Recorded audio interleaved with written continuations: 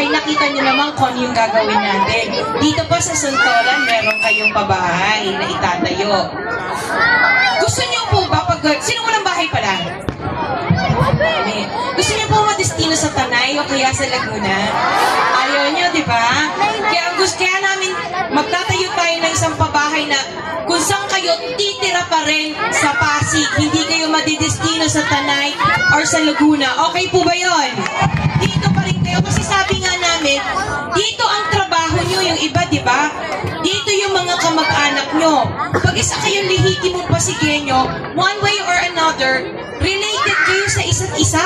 Pag lihitimo kayong Pasigenyo, tama po ba? Diba?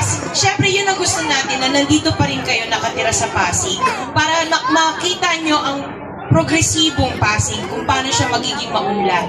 Ang isa pang gusto natin, maging isang matalinong lungsod or smart city na meron kayong matalinong mamumuno na hindi lang puro salita pero may gawa, no?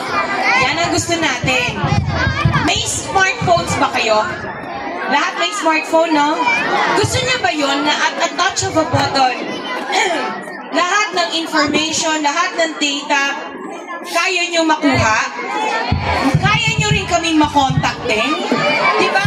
Madali. Pag smart city siya, lahat, digitize siya. So, madali niyo makukuha lahat ng data sa city. Yung nakita niyo dito sa screen namin. No? Gusto niyo yon? Okay yon? Actually, pahapyaw na kami. Meron na kaming ginawa. Sino nakakuha ng Pamilyang Pasigenyo card? Meron na ba?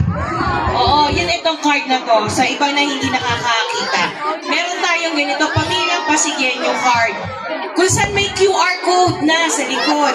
So, scan na lang tayo para mabilis ang proseso. Hindi pa hihirapan ng bawat Pasigenyo na mag-request,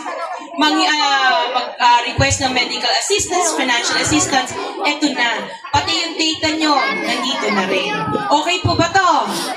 Pag kami pinalad, kung sino meron ito, priority sila. Ayan.